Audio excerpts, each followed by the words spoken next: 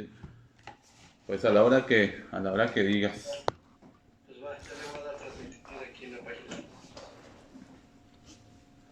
Ahí va, 3, 2, 1. Listo, bueno, buenas noches. Estamos aquí en la tercera jornada de reflexión para la acción. Estamos transmitiendo en vivo desde esta plataforma. La tercera sesión estuvimos platicando el primer día sobre autonomía de pueblos originarios. El segundo, ayer tuvimos una entrevista con el compañero activista León Fierro de Mexicali Resiste. Y hoy pues tenemos el gusto de que esté el compañero del colectivo Emancipaciones, Orlando Aragón, que nos va a estar platicando sobre el tema del autogobierno indígena en Michoacán y sobre el tema del presupuesto directo. Gracias, Orlando. ¿Cómo estás? No, no hay nada que agradecer, Alejandro. Con mucho gusto lo hacemos. Pues me gustaría decir que muy bien. Estamos bien dentro de lo que cabe, ¿no? Pero bueno, pues con esta situación que estamos padeciendo ahorita en todo el estado y en todo México realmente, ¿no? Pero bien, aquí pues atendiendo con mucho gusto la invitación y pues también mandando Gracias. saludos allá a todos los compañeros de Xochimilco. Y bueno, también Vale. acá del colectivo que estamos transmitiendo también al mismo tiempo. Bien, entonces sí, también pueden seguir la misma transmisión en la página del colectivo Emancipaciones. Ahí también lo vamos a dejar ahorita en los comentarios. Y pues vamos a entrar de lleno en el tema. Fíjate que creo que sería bueno contextualizar primero el tema pues del autogobierno. En este caso, pues quisiéramos platicar un poco de estas últimas luchas que han tenido a nivel submunicipal. Que nos pudieras contextualizar un poco cómo funciona esto de las submunicipalidades. Nosotros aquí en la Ciudad de México, los pueblos del sur, tenemos los coordinadores territoriales, subdelegados, que podría ser un equivalente a las jefaturas de tenencia que tienen ustedes. Ujú. Pero si nos pudieras comentar un poco pues, qué es la jefatura de tenencia, cómo funciona, cuál es su relación con el municipio, que creo que de ahí surgen pues, los conflictos y los litigios que ya nos estarás comentando. Sí, bueno, mira, pues acá en Michoacán tenemos como dos momentos importantes en el tema del autogobierno, ¿no? Efectivamente, uno que es quizás el más famoso, que es el caso de Cherán, que es a nivel municipal, a escala municipal, y se produce en 2011, y el otro es en 2016, que se va a inaugurar con el caso de Pichátaro, y que es a una escala submunicipal, ¿no? Efectivamente. En las submunicipalidades en Michoacán, o nuestra estructura de gobierno, está organizada de una forma tal en la cual cada municipio tiene dos tipos de poblaciones, digamos, subordinadas administrativamente y políticamente a la cabecera municipal, a la capital del municipio. Digamos, puede existir, digamos, dos conformaciones de los municipios. Hay municipios que nada más es una población en sí mismo el municipio, pero en Michoacán son la excepción. Entiendo, por ejemplo, que en Oaxaca esto es una realidad o una constante mayor. En Michoacán casi no hay, o habrá muy pocos de los ciento y tantos que tenemos. Más bien, el municipio se conforma por la capital, que acá le llamamos cabecera municipal, y dos tipos de poblaciones. Las poblaciones más grandes, vamos a decirlo así, dentro del municipio se les clasifica como tenencias, ¿no? Y poblaciones todavía más pequeñas, que también pertenecen al municipio, están consideradas como encargaturas del orden. Estas poblaciones subordinadas política, jurídica y administrativamente a la cabecera municipal, pues tienen autoridades que acá se les ha llamado autoridades auxiliares según la ley orgánica municipal. La autoridad auxiliar de la tenencia es el jefe de tenencia, y de la encargatura del orden, el encargado del orden, ¿no? Formalmente, las encargaturas del orden también dependen a su vez de las tenencias. Es decir, una tenencia puede tener varias encargaturas del orden. Esto, digamos, varía sobre todo en contextos interculturales, por decirlo de alguna forma. O sabemos que lo que dice la ley es una cosa con lo que luego generalmente opera en la práctica, ¿no? Lo que ocurre muchas veces es que la mayoría de estas autoridades, por ejemplo en el caso de las tenencias, que son comunidades indígenas y que tienen encargaturas, pues funcionan de manera distinta, algunos sí articulados, otros de manera más independiente o autónoma entre ellas, por decirlo de alguna forma, ¿no? Okay. Entonces, bueno, digamos, esta subordinación de estas poblaciones alcanza o está desde lo político jurídico, en el sentido de que sus autoridades, los encargados del orden y los jefes de tenencia, según la ley orgánica municipal, son auxiliares, son autoridades auxiliares del presidente municipal y del ayuntamiento, es decir, dependen ¿no? de estas figuras de la autoridad municipal, pero también administrativamente, de manera histórica, han estado subordinadas a la forma en la que las cabeceras municipales desean administrar pues el presupuesto que les llega de la federación. Entonces no se les toma prácticamente en consideración para cómo se gasta el presupuesto. Y esto lo que ha ocasionado es, además, digamos, de la inercia racista histórica de nuestro país, pues que realmente se les excluya, se les margine y que se produzca un fenómeno pues que es como invisible, yo pienso, ¿no? Al menos acá en Michoacán, yo le he hablado muchas veces con algunos actores, con los jueces, con los diputados, de que realmente históricamente ha existido una administración pública racista. Es decir, no es posible que a las comunidades indígenas no se les destine presupuesto para sus necesidades, para los servicios más básicos. Ya no estamos hablando para grandes obras, ni mucho menos, sino para lo más básico, ¿no?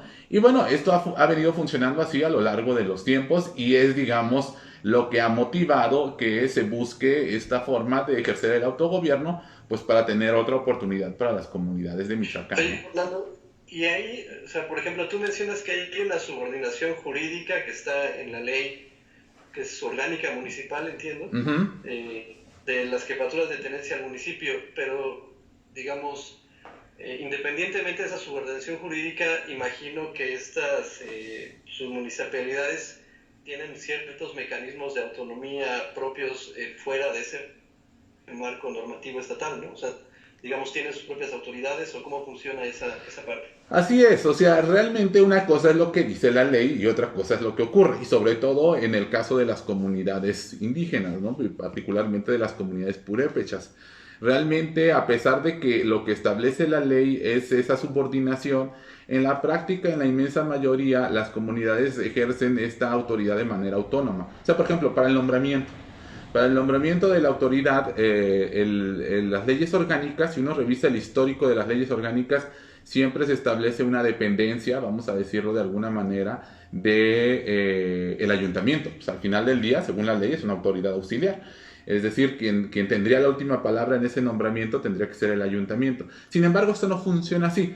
Realmente los jefes de tenencia son autoridades que son encargadas o que son nombradas por plebiscito en las comunidades indígenas, por usos y costumbres, por asambleas, y que, digamos, los presidentes municipales solamente cumplen una formalidad de ratificar el nombramiento o oficializarlo.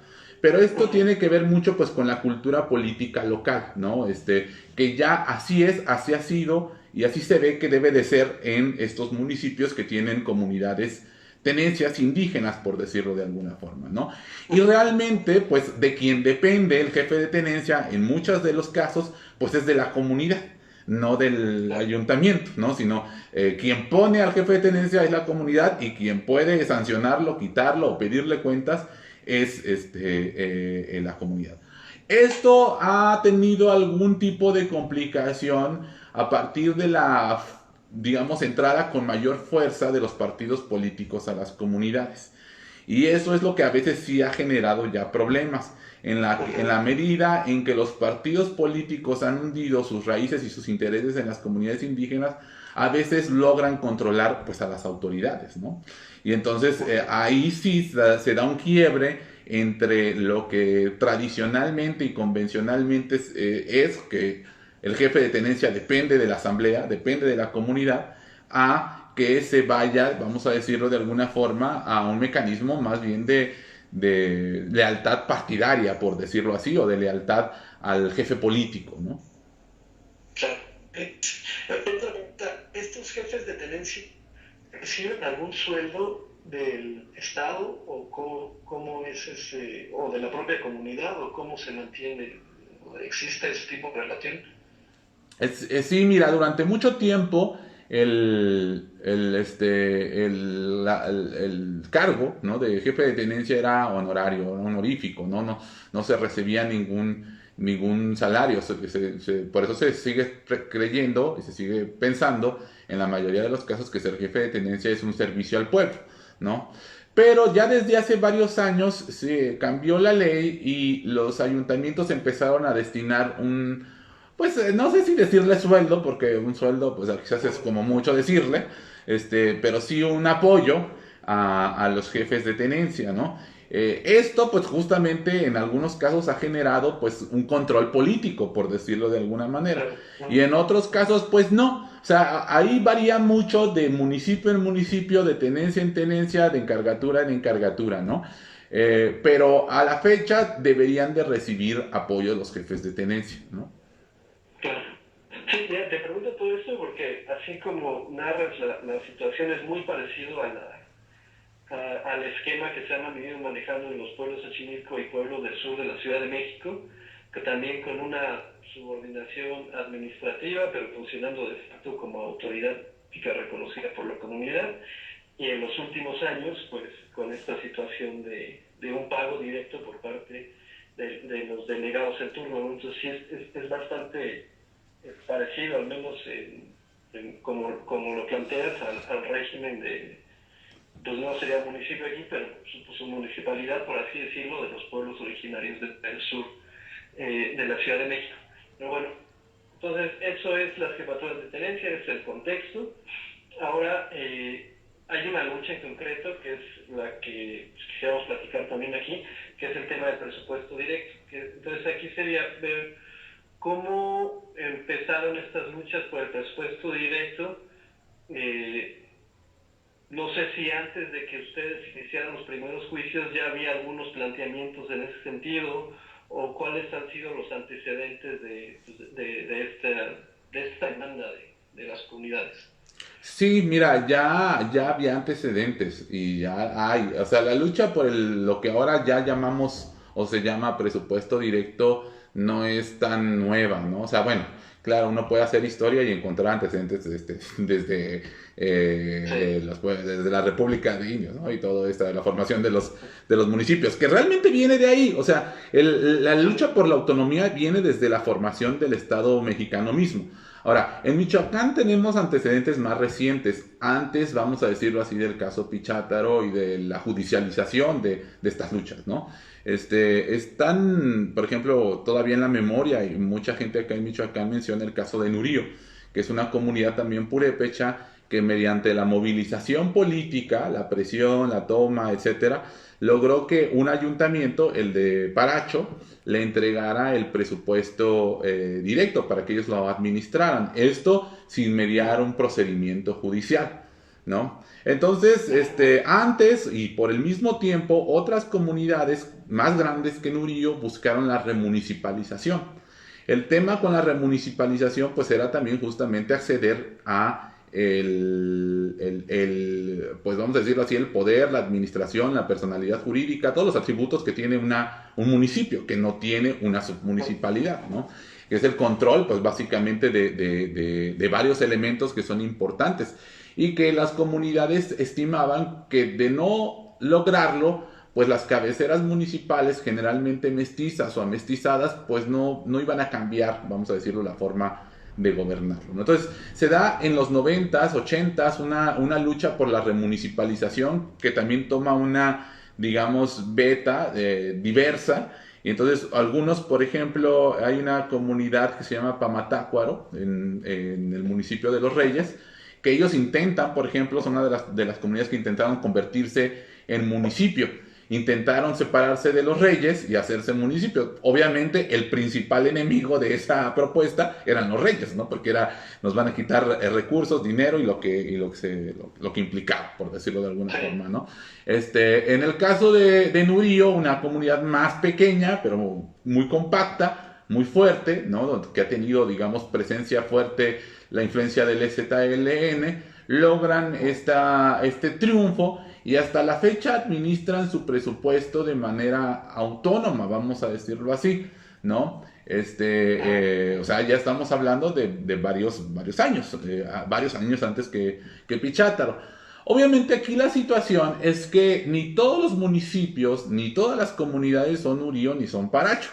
La cultura política también que hay en cada municipio es distinta y las relaciones de poder también que a veces hay en ciertas coyunturas también es distinta, ¿no?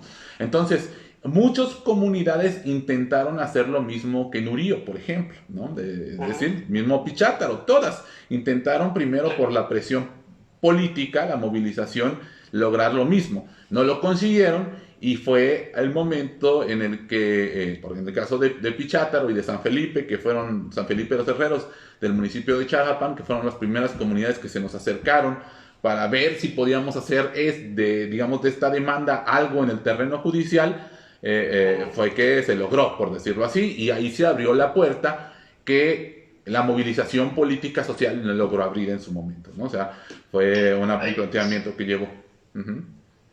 Ahí, en la parte legal, digamos, pues ya se acercaron las comunidades con ustedes, y pues básicamente ustedes como colectivo, pues de abogados, yo entiendo que hay otras disciplinas, pero le estaban pidiendo asesoría jurídica, y hay algo interesante ahí que pues creo que tiene que ver con la conformación de ustedes como colectivo, que es, yo creo que el 99% de los abogados que nos hubiera llegado un caso de este tipo lo hubieran planteado en materia administrativa, ¿no? Como un tema presupuestal es lo primero que vendría a la mente, incluso el juicio de amparo, ¿no? Que sería decir, bueno, presupuesto directo, a lo mejor hay omisión constitucional y nos vamos en amparo. Pero ustedes decidieron ingresarlo en la materia electoral, ¿no? Cuando pues de inicio uno podría pensar que eso no es como la vía más adecuada. Ahí la pregunta sería, ¿cómo ustedes hicieron esa valoración de que pues, lo correcto o lo que podría funcionar mejor iba a ser la vía electoral en contra de, digamos, el sentido común de todos los abogados, casi todos los abogados en el país, ¿no? Sí, bueno, mira, sí, ¿qué te digo? Ya, de pronto no se acuerda de esas cosas y ya se te habían olvidado, ¿no? Realmente nosotros somos abogados, pero bueno, creo que lo hemos platicado en otro momento, ya más en corto contigo y con otros amigos, somos unos abogados heterodoxos, ¿no? Entonces, para empezar, creo que eso ayuda a que no pensemos, digamos, como en la lógica más, más común, por decirlo de alguna manera. Después, o de la mano, es que nosotros también, tú conoces a mi colega Erika Barce, ¿no? Que también ha sido una de las abogadas principales de estos procesos. Hemos estudiado los tribunales desde la antropología y desde la sociología, ¿no? Entonces, conocemos un poco cómo funcionan y cuáles son los capitales y las lógicas de los tribunales en México. Obviamente no todo, ni mucho menos, pero tenemos una idea creo que más o menos acertada. Sabíamos que este juicio, cuando nos lo plantean, mira, la verdad cuando nos lo plantearon al principio también nosotros fuimos un poco renuentes en llevarlo. Fue bajo la insistencia de que lo hiciéramos o de que lo intentáramos al menos. Después nosotros valoramos, a ver, ¿en dónde se está moviendo el tema de los derechos de los pueblos indígenas? Y creo que hasta la fecha, ya no sé si con la misma velocidad que en ese tiempo, que hace 4 años, 5 años, pero creo que sigue siendo así, el Tribunal Electoral estaba abriendo precedentes muy importantes, ¿no? Y desde nuestra perspectiva, en una de estas reuniones que nosotros tenemos con el colectivo, que ya hace un tiempo que no las tenemos, pero que antes nos juntábamos a tomarnos un trago y platicábamos de cuáles podrían ser las rutas, por ahí de pronto salió, bueno, a ver, el convenio 169 establece que el derecho de autonomía y autogobierno tiene varias dimensiones. Y nos sirvió mucho un precedente, que aquí te voy a comentar, de un caso que llevamos para otra comunidad, vía amparo también, de Santa Clara del Cobre. En este caso, exactamente, En este caso, la iglesia católica, el sacerdote se metió a modificar la estructura de los barrios.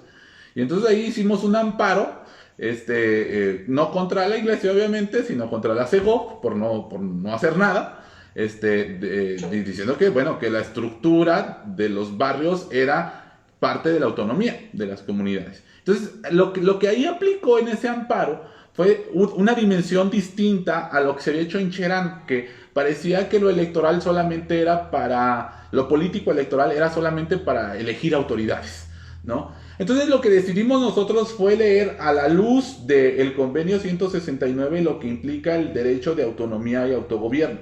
Implica, entre otras cosas, el derecho al desarrollo con perspectiva propia, vamos a decirlo así, y a una serie de elementos. Entonces fue donde dijimos, a ver, este juicio yo no veíamos a la Corte resolviéndolo, honestamente, ni a ningún tribunal de distrito, ni nada. O sea, realmente era, por lógico que parezca, políticamente decíamos, no, esto no se ve como dando ese paso a la Corte que tenemos y a los juzgados federales que tenemos, ¿no? Donde sí era previsible que se pudiera dar ese paso en el Tribunal Electoral. Y entonces ya teníamos nosotros una tradición, ahí ya teníamos trabajando varios años en el Tribunal Electoral, llevando juicios, los de Cherán, que son los más famosos, y decidimos apostar ahí. Y es así, fue un cálculo más político que la lógica legal, ¿no? En ese sentido, pues tú sabes que la interpretación crítica del derecho ayuda a veces a ese tipo de cosas. Exacto. Y ahora propiamente, ya adelantaste un poco del derecho al desarrollo, pero digamos, ya en el planteamiento de la demanda, o sea, ¿cómo ustedes argumentaron esta cuestión del presupuesto directo? O sea, ¿qué es lo que está de por medio jurídicamente, constitucionalmente, en el presupuesto? Jurídicamente están 3 artículos constitucionales, y eso es una cosa que a veces existe desinformación, bueno, al menos acá en Michoacán, a veces con algunos compañeros, pero el juicio se sustenta obviamente en los tratados internacionales, en el derecho de la autonomía, del autogobierno, que están desarrollados en el artículo 2 de la Constitución, pero en el convenio 169, en la Declaración de Naciones Unidas. Pero acá lo interesante o lo importante desde nuestra perspectiva es la interpretación sistemática que le propusimos al Tribunal Electoral. Es decir, esto se tiene que mirar entre artículo primero, artículo segundo y artículo 115, ¿no? O sea, el artículo 115, que como sabemos regula el municipio en México, se tenía que leer desde nuestra perspectiva en un planteamiento cruzado y sistemático con el artículo 2, ¿no? Para entender de manera distinta y que no estaba contrapuesto al derecho, ¿no? Y al pacto fundamental de México, el planteamiento que estaba haciendo la comunidad de Pichátaro. Entonces, es decir, lo que proponemos es un cruce entre esta normatividad para que sea efectivamente un derecho exigible para las comunidades que el municipio, que es la autoridad que entrega el presupuesto, le dé el dinero a las comunidades, ¿no? En función del ejercicio de un derecho fundamental, ¿no? Acá luego se ha hablado, por ejemplo, en Michoacán, de que se debe de hacer de que las comunidades no son del municipio, que no están en ese régimen. Es cierto, las comunidades culturalmente deberían de estar en otro lado, pero este derecho en particular sí tiene una raíz de este campo, ¿no? Por eso nosotros hasta la fecha hablamos de que se debe de reformar el artículo 115, ¿no? Para reconocer estos planteamientos y de que se debe de reformar la ley orgánica municipal. Por supuesto que en un horizonte utópico, pues se deberían de hacer nuevas leyes y reformar el esquema estatal en su conjunto, ¿no? Eso nos encantaría a todos, pero bueno, en este caso, pues realmente tenemos que avanzar por lo primero, ¿no? Que son estos ordenamientos, ¿no? Esa es más o menos la estructura, no sé si... Entonces, sí, entiendo. Entonces, Pichátaro se metió, que fue la primera comunidad en la que ustedes entraron, y esto llegó, bueno, por Persaltum hasta la sala superior, y ahí, ¿qué fue lo que dijo la sala superior? O sea, ¿cuáles son los efectos de una sentencia hasta el momento? Porque igual ya platicaremos cómo se ha ido, o qué es lo que está en tensión ahorita del presupuesto, pero hasta el momento, qué es lo que pasa cuando una comunidad gana un juicio en el Tribunal Electoral y qué dicen las sentencias. Mira, las sentencias, creo que una de las lecciones que tenemos que aprender, y creo que tú coincidirás con nosotros, porque, bueno, lo hemos platicado en otro momento, las sentencias por sí solas son documentos abiertos, ¿no? O sea, realmente también hay un momento en el que uno tiene que habitar la sentencia, por decirlo de alguna forma. ¿Qué dice la sentencia? Sí tienen ese derecho, pero tienen que hacerle una consulta a la comunidad. No, se tiene que consultar a la comunidad si realmente es voluntad de la comunidad acceder a este derecho, ¿no? Es muy interesante la sentencia porque realmente dice muchas cosas, ¿no? O sea, por ejemplo, no me voy a detener mucho en minucias, pero que ahorita me vienen a la cabeza, ¿no? Dice el tribunal, reconoce que no hay un procedimiento legal en el Estado mexicano para hacer efectivo ese derecho, ¿no? Y que por lo tanto el tribunal electoral, digamos, en una actitud garantista, hace y abre la puerta para que las comunidades hagan eso, ¿no? Lo dice muy claramente, las comunidades no pueden hacer autónomas si no tienen las condiciones materiales para hacerlo.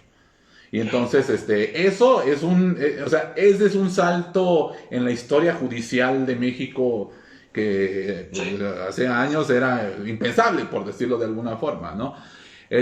Por ejemplo, también dice, existe un estado inconstitucional de las cosas en esos municipios, porque no puede ser que estén tan marginadas esa comunidad como la está. No puede ser que una comunidad que representa el 36% de la población del municipio de Tingambato reciba el 4% o 5% del presupuesto total del municipio, ¿no?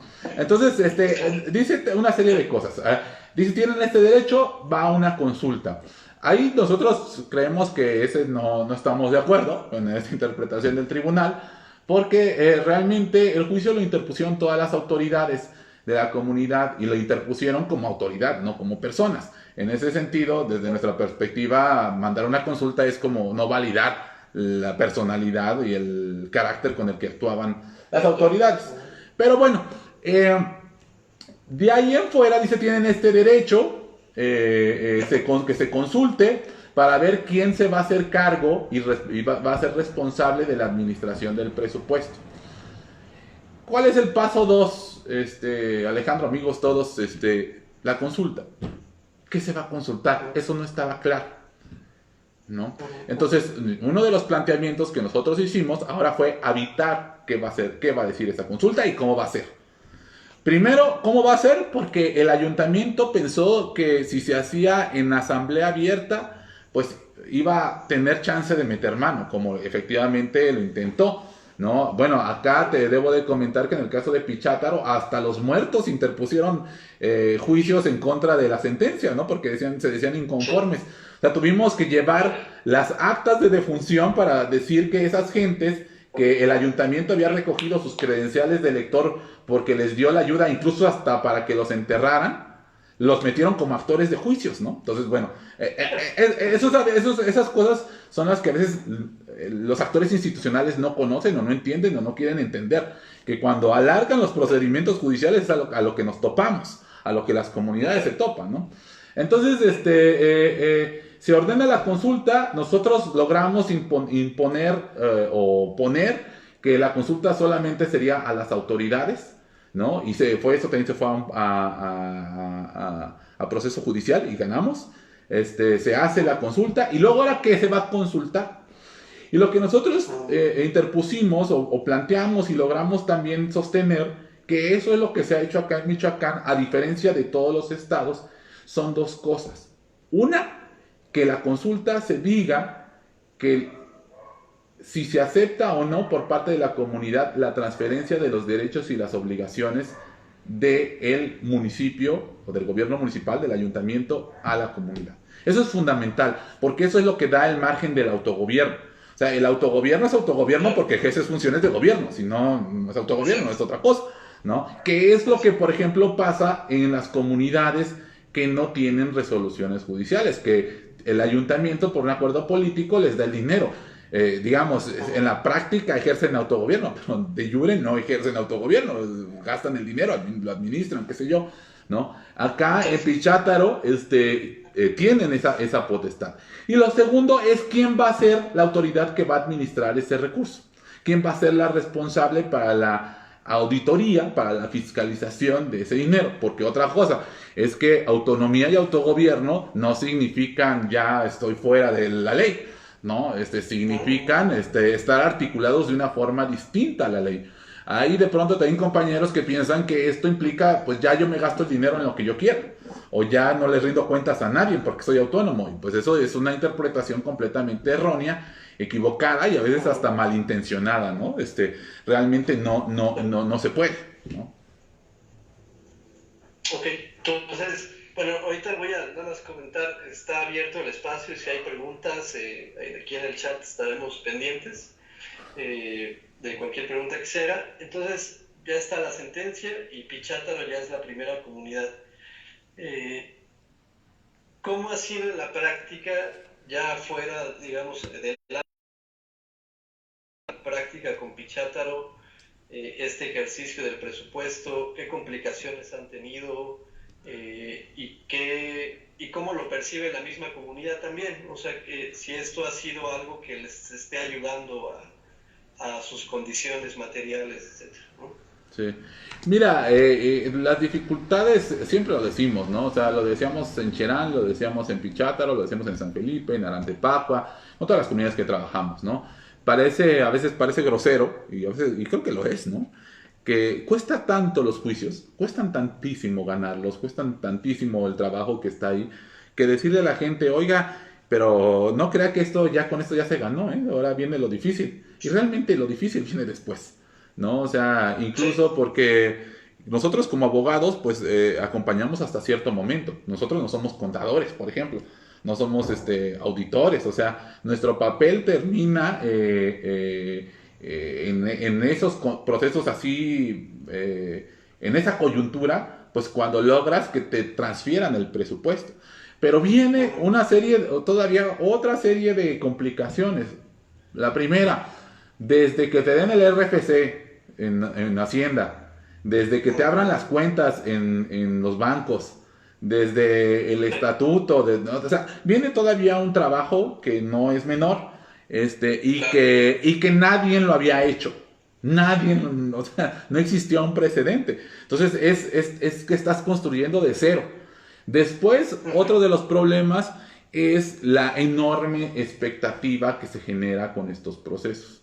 Insisto, a veces hay compañeros que inconscientemente o por no sé si cómo llamarlo, pues por no conocer, dicen cosas que no son. O sea, la gente piensa, o algunos compañeros piensan que ganas el presupuesto y te llevan las bolsas de dinero para que órale, gástatelo en lo que quieras, ¿no? Y no es así. O sea, las cosas funcionan con el mismo régimen administrativo de un municipio, ¿no? De un ayuntamiento.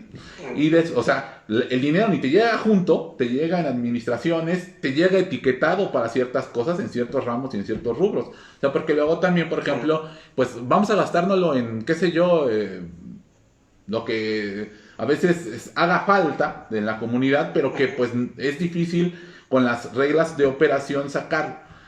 Eso es una complicación. Otra complicación es que en muchas de las comunidades, pues la gente nunca había administrado ese presupuesto. Entonces, la curva de aprendizaje de las autoridades y de los responsables, pues es difícil. O sea, nadie llega a eso sabiendo. Entonces, y bueno, ¿y qué te digo? Si además tienes a todos los actores políticos, los partidos políticos encima de ti, buscándote a ver en qué te equivocas, estándote asusando, ahí buscando cómo se retrocede en todo eso, pues el escenario es muy complicado, ¿no? Realmente hay también cerrando. Exacto. Exacto. Entonces, el escenario no es sencillo. Yo creo que, mira, en Pichátaro, bueno, todas las comunidades son distintas, ¿no? Tienen mecanismos distintos, privilegian formas distintas, por ejemplo, para elegir a sus autoridades. En algunos, por ejemplo, las comunidades son muy jóvenes, como por ejemplo en Pichátaro, el consejo. En otras autoridades, como en San Felipe, son los mayores. En otros más mezclados, por ejemplo, como en Arantepapa. Depende ahí, ¿no? De cada comunidad. Los cambios, por ejemplo, en algunos casos han sido, digamos, más rápidos. O sea, a veces existe poca paciencia con las autoridades y a veces se han hecho cambios muy rápidos. En San Felipe, por ejemplo, los cambios se han hecho de manera más tranquila e incluso con relevos, por decirlo así, para que la nueva gente aprenda. Eso depende, pues ahora sí, ya de cada comunidad, por decirlo de alguna forma. Pero yo pienso, me atrevo a decir que en todas las comunidades se ve como algo positivo que tengan ahora el presupuesto. El gran problema, por supuesto, es ahora hacerlo rendir y hacerlo funcionar bien, ¿no? Eso es el desafío. Ya no es que estén olvidados. Ahora tienen el presupuesto. Ahora el asunto es cómo se construye en lo cotidiano, en la práctica, pues un sistema de administración comunitario, que creo que todos van avanzando, pero pues eso no quiere decir que esté ya hecho, porque no existe. O sea, se tiene que construir de alguna forma, ¿no? Ahora, comentas esta parte de que incluso no me ha considerado esto de que el presupuesto viene etiquetado, y también pienso, por ejemplo, en el caso de la Ciudad de México, pues que las alcaldías tienen un presupuesto que responde a los programas de gobierno, ¿no? Sí. Hay un programa general de desarrollo, un programa general de gobierno en la Ciudad de México, y tienen que responder a estos programas de gobierno. Entonces ahí quizás también, yo creo que a otro nivel se tendría que incidir en la elaboración de los programas desde las comunidades, a ese nivel, ¿no? Ya más estatal, para que el recurso pueda ser ejercido de forma más libre, ¿no? O no sé qué mecanismo. ¿Han pensado algo en respecto a este tema de los rubros o de que ya vengan etiquetados? Sí, no, claro, mira, a lo mejor acá me están escuchando varios de las autoridades, de los consejeros, con las comunidades que ya hemos logrado esto, hemos insistido mucho, no solamente con las que están peleando por el presupuesto, sino con las que ya están, que estos son aspectos que tenemos que seguir trabajando.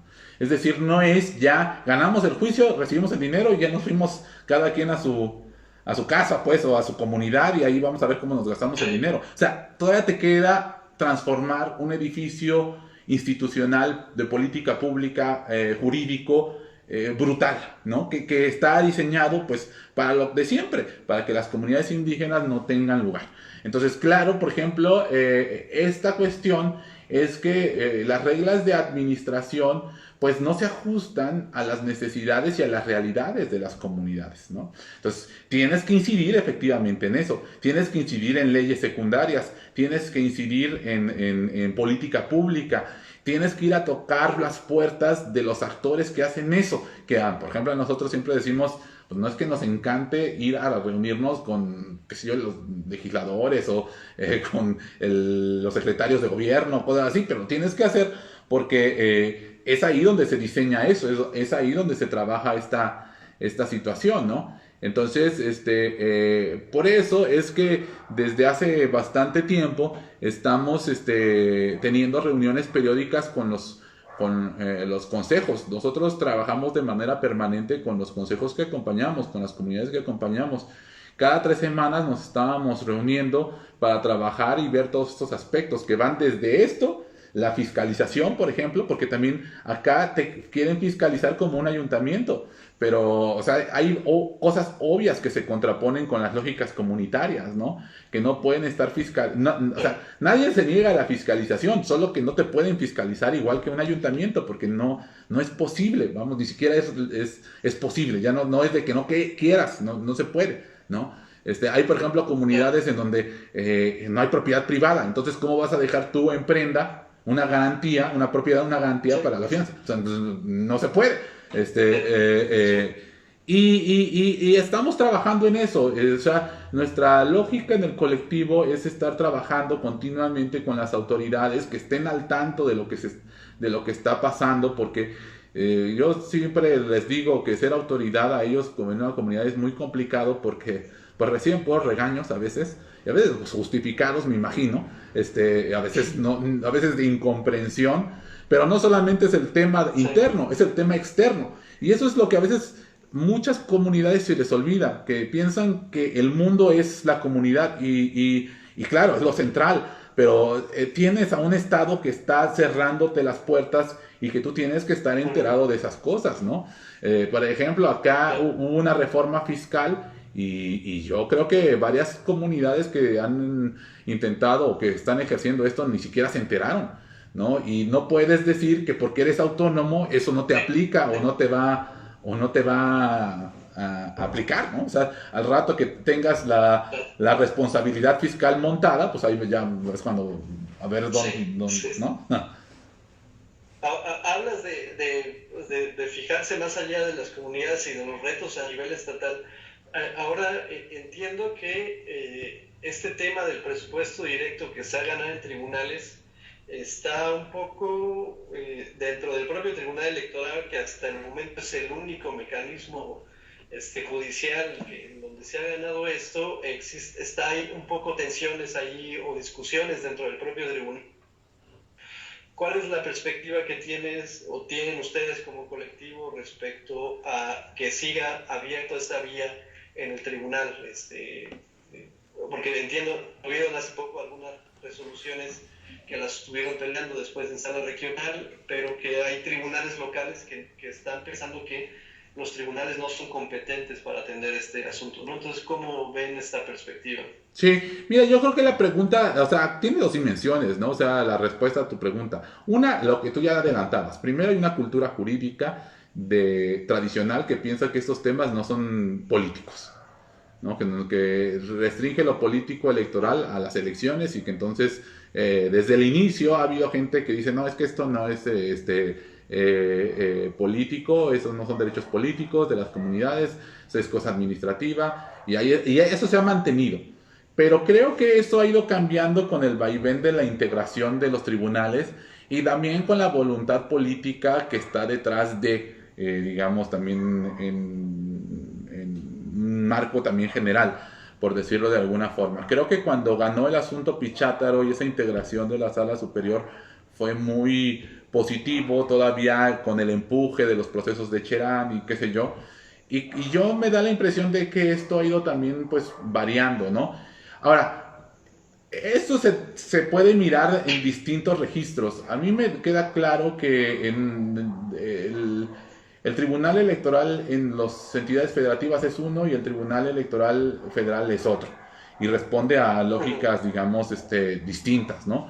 Acá en Michoacán, desafortunadamente, una cosa que nos ha golpeado mucho es que con el caso de Pichátaro, después el de San Felipe, hubo un boom de comunidades queriendo hacer este tipo de procedimientos entendibles, ¿no?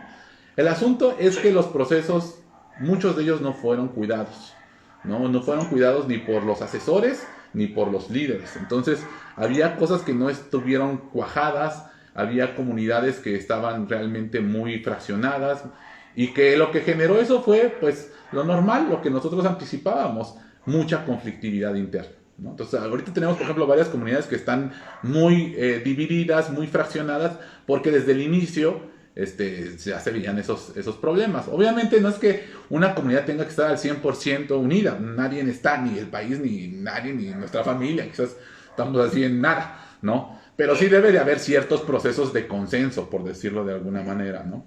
Entonces, esto generó que en los últimos 2 años, nada más en 2 años, de que en Michoacán todos los asuntos que tenían que ver con autogobierno se miraban de alguna forma con admiración, porque a pesar de estar enclavados en contextos muy difíciles de violencia, de inseguridad, de despojo, etcétera, se sacaron bastante bien. Se tuvo mucho cuidado de las comunidades y de la parte jurídica de sacarlos bien, por decirlo de alguna forma.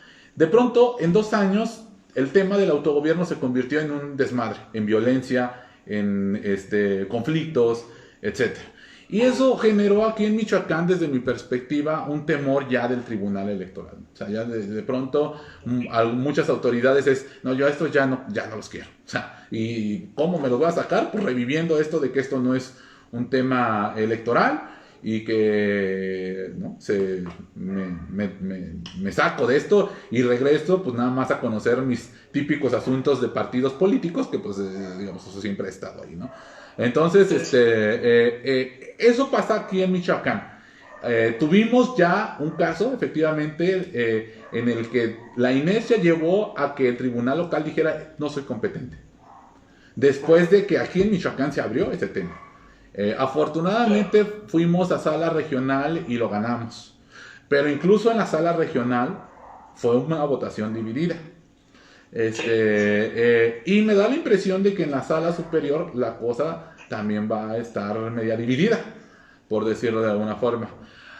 Ahora tenemos estas cosas, pues, híjoles, desquiciantes del derecho, en el que tenemos ahorita un caso en sala superior de Oaxaca, que pues tiene una lógica y una singularidad judicial, histórica, cultural bastante distinta a Michoacán, bastante distinta a la Ciudad de México y bastante distinta a Guerrero y a todo, bueno, Chiapas, que sí, de todo.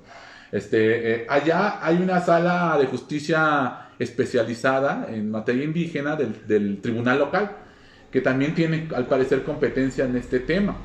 Y entonces, por ahí se está diciendo de que esta competencia no es electoral, sino de esa sala. Y entonces, lo que se está discutiendo en la sala superior es si se mantiene para el caso, pues quiero pensar que de Oaxaca, esa competencia o no. Ese asunto lo tenemos también nosotros en el colectivo. Particularmente lo lleva nuestro colega Víctor Certuche, que es originario de Oaxaca y está allá.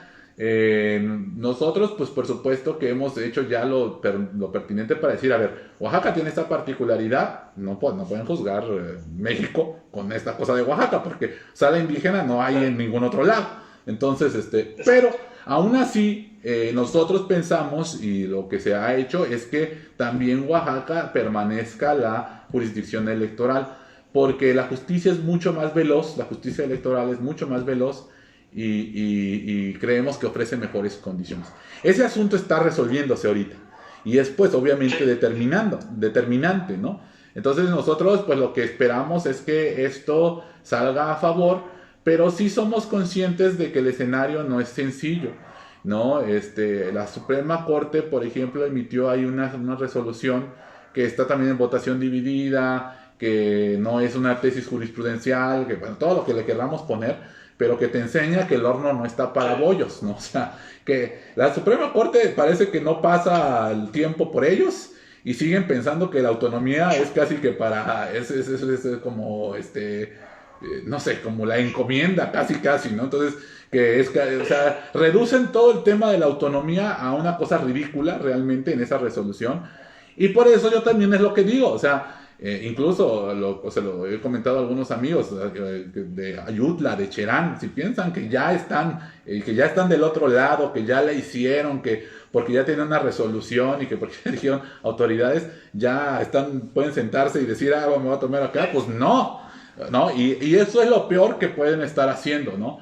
Que no interesarse, no saber, desaparecer de esas discusiones, porque realmente pues son los ejemplos, ¿no? Los que deberíamos estar todos preocupados e integrados en estas discusiones, porque está en juego mucho, incluso lo logrado no está ya permanente, no está escrito sobre piedra, ¿no? Y justamente, desafortunadamente, en la medida en la que no se cambien las leyes, esto estará en el tribunal ahí, en el vaivén, ¿no? Sí. Ya tenemos 10 minutos. Sí. De este lado no hay preguntas. Quisiera preguntar unas dos cuestiones que están en la mesa y son recientes. Sí. Y quisiera que pudiéramos ahondar un poco más sobre eso. Está el caso de Comanchuel, ¿no? Que tú mencionabas que se ha hecho un poco un relajo en esta situación del autogobierno, de las sentencias del tribunal que se han manejado de distintas maneras en el ámbito legal. Ahí, ¿qué pasó? O sea, porque entiendo que hubo una resolución que ordenó hacer una asamblea quizás un poco fuera de lugar, pero sería que si nos pudieras platicar un poco sobre eso, si conoces de este caso. Mira, a ver, el caso de Comachuén no lo llevamos en el colectivo, ¿no? Entonces, o sea, mi Sí, opinión no es con el expediente en mano, por decirlo de alguna forma, ¿no? Ni con el claro. Sí, conocimiento sí. de los actores realmente también de cerca. Conozco el caso, pues porque es en Michoacán, porque en Michoacán prácticamente en el colectivo conocemos todos los casos. De hecho, casi con todas las comunidades hemos tenido esos acercamientos, incluyendo Comachuén en algún momento. Mira, lo que ocurre en Comachuén es desde mi perspectiva, es un ejemplo del desaseo legal con el que se han llevado ciertos procesos. Ah, en Comachuén pertenece al mismo municipio de Nahuatl, ¿no? En donde ya también la cosa ha estado un poco compleja. Y ahí lo que ocurre es que el presidente municipal, no anterior, porque para contextualizar, el anterior fue asesinado, ¿no? El anterior del anterior, vamos a decirlo así, justo cuando estaba terminando su administración, logró, no sé, ahí hay muchas versiones, yo no voy a decir que sea una o la otra, porque no me consta, pero les dio, vamos a decirlo así, mediante un acuerdo de cabildo, el presupuesto directo a Comachuén, ¿no? Las razones de por qué se las dio, no lo sé, pero sí creo que fue el primer caso en el que no hubo juicio ni organización comunitaria para pelear. Después, ese convenio se lleva a ratificación al Tribunal Electoral. Es decir, para darle más fuerza a ese convenio, se le lleva, pues yo me imagino como una lógica como de derecho civil, ¿no? Así de, lo lleva al juzgado para que Sí, lo ratifiquen. Eso a mí me pareció de entrada rarísimo. Son de estas cosas que también uno dice, bueno, el sí. tribunal, pues también se saca luego unas cosas ahí, ¿no? Pues yo no sé quién le estaría asesorando, pero entiendo que dentro de todo presentan un estatuto comunal que va a acompañar todo el proceso, que pues realmente yo sí ahí es donde apelo a veces a los compas, a los abogados, que no pueden ser pues así tan descuidados, ¿no? O sea, un estatuto que pues casi que, como se dice, o sea, ya plantea cosas que están fuera de la Constitución mexicana, ¿no? O sea, digo, nosotros entendemos que en los procesos las comunidades se rigen de maneras particulares, pero eso no lo pones en un estatuto que lo vas a llevar a un tribunal, ¿no? O sea, eso no tiene sentido. Entonces, claro, cuando alguien lo lee con detenimiento eso, va a decir, pues esto no puede ser, como es lo que pasó en Toluca, ¿no? Que cuando leen ese estatuto, dicen, ¿cómo es posible que tengan este consejo atribuciones que ni el ayuntamiento ni algunas esferas de poder tienen? Entonces, la situación es que se avanza en este caso, se avanza en ese momento, pero hay al parecer una parte muy importante de la comunidad que estaba en contra del grupo que se quedó en el consejo para administrar el presupuesto. Y todo parece indicar pues que se trata de una situación de una división previa de partidos políticos, ¿no? Entonces, yo no sé si esto sea así, pero lo que sí sé es que el delegado o quien hace las funciones del delegado Vale. del ¿Hola? ¿Sí? Perdón, es que se cortó la llamada.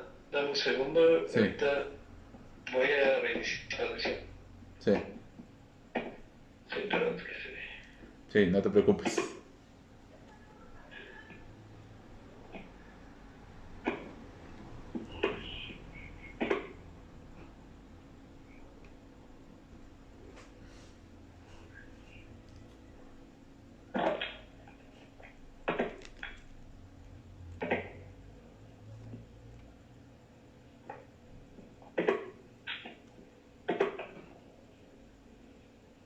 Te voy a marcar otra vez. Dame un segundo. Sí.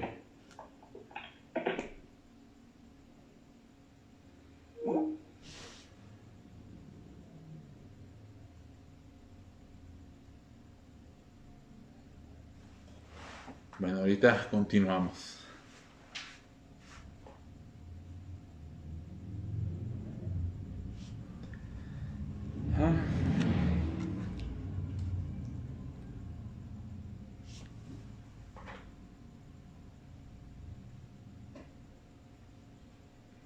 Se les cayó la comunicación allá a los compañeros.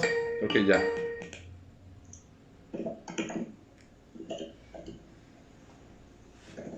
Listo, seguimos. ¿Listo? Bueno, te decía, entonces, la situación es que al parecer, ahí hubo un desacuerdo, ¿no? Que proviene al parecer de otro momento previo y bueno, lo que sí, vamos a decirlo así, cierto, es que el delegado del INPI o quien hace las funciones del delegado del INPI es de Comachuén y al parecer era uno de los actores opositores a este proceso.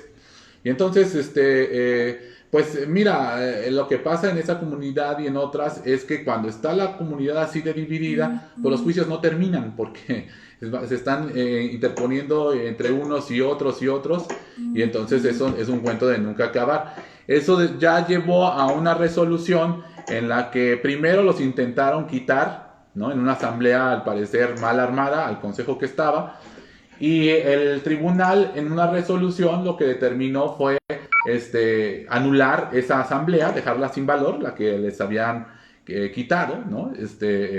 Pero decir que se hiciera una consulta para ver si se ratificaban o no. Y entonces esa consulta, pues la perdieron el consejo que estaba, ¿no? La perdió pues realmente de una forma pues bastante fuerte, ¿no? Bastante brusca. Si no mal recuerdo, la comunidad o la asamblea votó porque quitaran al consejo como 800